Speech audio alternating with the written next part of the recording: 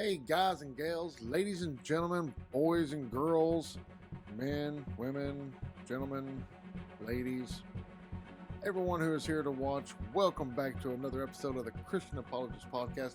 I am your host, Richard Long, and today's topic, today's episode, is going to be very, very controversial.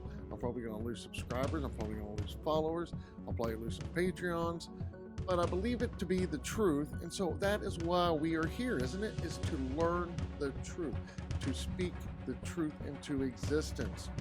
And so, today I want to talk about LGBTQ. That's what I want to talk about, and here's why. I had a run-in with someone not too long ago, and I proceeded to tell them that according to my God, that homosexuality was a sin. They were just gay, but I was telling them that homosexuality is a sin. I wasn't being ugly to them about it. They weren't being ugly towards me. We were just having a nice dialogue back and forth with one another. And when it came down to it, I asked them, so why are you gay? Why are you gay? And the answer that this gentleman gave me was he was born this way. Now, he tells me he's born this way, and I asked him if he supported the transgender movement, and he said, "Of course I do." I said, "Okay, well, let me ask you one thing then. So if you were born gay, and you were born and let's just use a male's body, then how does it make sense to sit there and say I can change my physical appearance to match how I feel inside, but I can't change my mentality? I can't change the way I think about being gay. Because if you're born that way," he says, "it's just who you are." Well, I can agree with this. If you are born in a certain way, then that is how you are. So why is it that you can change your gender, but you can't change your belief system? I have a problem with this. And so I even told him, I said, so would it be my fault that if I was born with an anti-gay gene, is it my fault that I'm born that way? That I find that sin, that being gay is a sin? And he really didn't have much of an answer. At first, he tried to say, well, that's why, they talk to people because they want them to change. And I'm like, aha, see? If we are born this way, we can't change, just like you guys can't change. So you can't say that it works for me and not for you. That's self-contradicting. That breaks the laws of logic. You can't do that. I was like, if it works for you, it works for me. And see, most atheists are they believe in determinism. They don't believe in free will. They believe through the process of evolution that over time our brains have evolved, and so basically every thought that we have and everything that we do is predetermined by the chemicals and the molecules that are in our brains from what has happened to us through the past. That's how evolution works. So I told him, I was like, if we are all just determined to be the way we are, then honestly, anybody in the LGBTQ community cannot be upset at someone who finds it to be sinful or to be unnatural, because we are born this way. And now he didn't like that answer, and he probably shouldn't, because he's basically putting himself into a corner where he has no way to refute what I am saying to him. He has no way to refute it. So the next time you run into somebody and you're discussing these things, and you got to do it with gentleness and respect. You can't just attack people. We need to show love to the LGBTQ community. We don't want them to see that Christians are hateful and we're mean and we're pushing them away. No, we want y'all to come. We want y'all to know Christ. So we need to pull them in. But we do need to defend the Bible. It tells us that in 2 Corinthians when Paul was speaking. I believe it was in chapter 10, verse 5, possibly. But he says that we need to shoot down these arguments that are against God.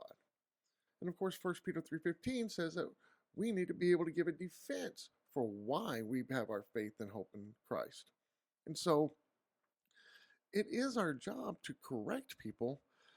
But the funny thing is they back themselves into corners, and most people, even Christians, don't realize that most of their statements are either self-defeating or they back themselves into a corner.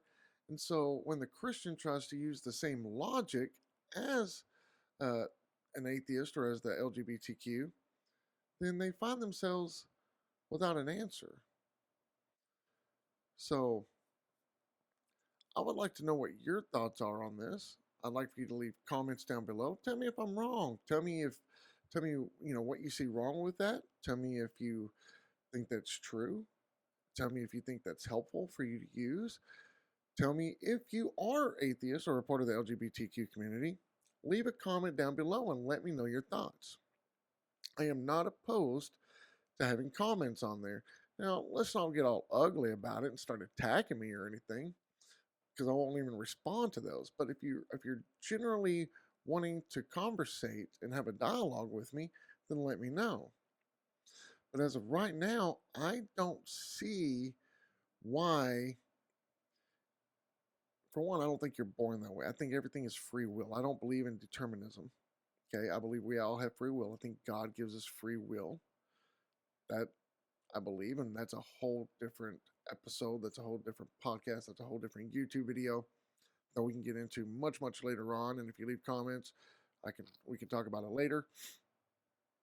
But I do believe we have free will, and I do believe it's a choice. I do believe being gay is a choice. Being gay or lesbian is a choice. If it's not a choice by your standards, you're born that way, then you can't get upset when people are born without that gay gene and they don't have that same mentality as you do. You can't get upset with them with that. So, I mean, and then with that kind of mindset, you can't get upset with Hitler.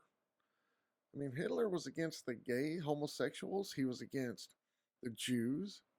You can't get mad at him if he was born that way, just like you say people can't get upset with you because you're born homosexual and some people are born not heterosexual.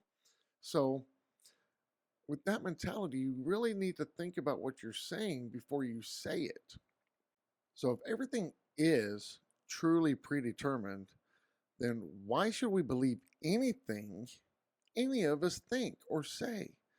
Because we're not actually freely just thinking. We are just going off of evolution through natural selection that these molecules in our brains have just come up with over a process of millions of years.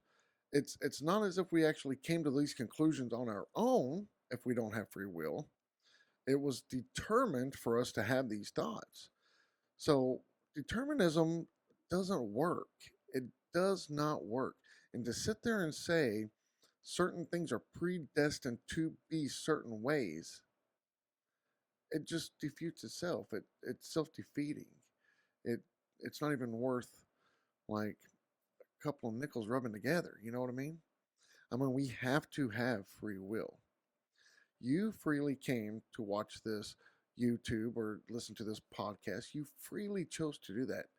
The molecules in your brain did not predetermine for you to just turn this and listen to this and watch this or whatever you're however you're viewing this right now or listening to us.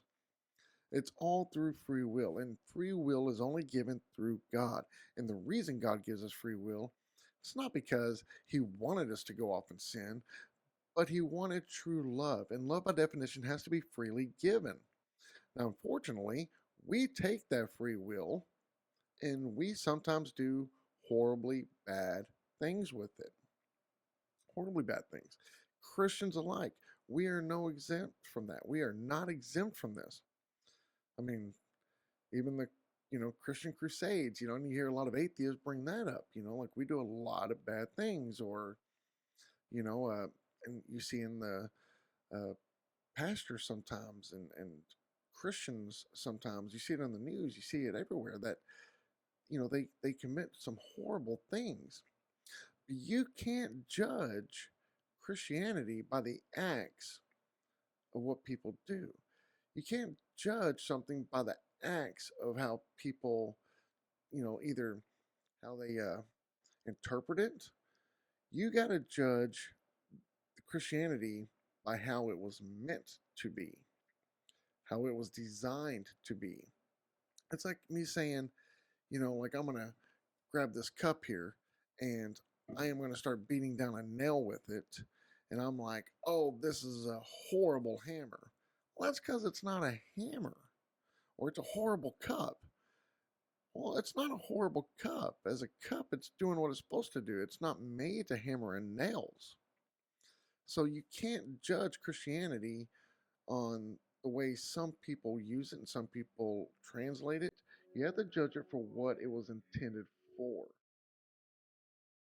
So I really do hope that people will listen to this video or listen to this podcast and take into consideration what I'm saying. And if there truly is a way to refute this, to go against this, if there's something I'm not thinking of, if I'm missing something, then please, please, please, and I keep saying this because I truly do like for people to leave comments and questions and everything else, because it helps me to go with the next video. It helps me to know what people are thinking. It helps me to know what people are looking for.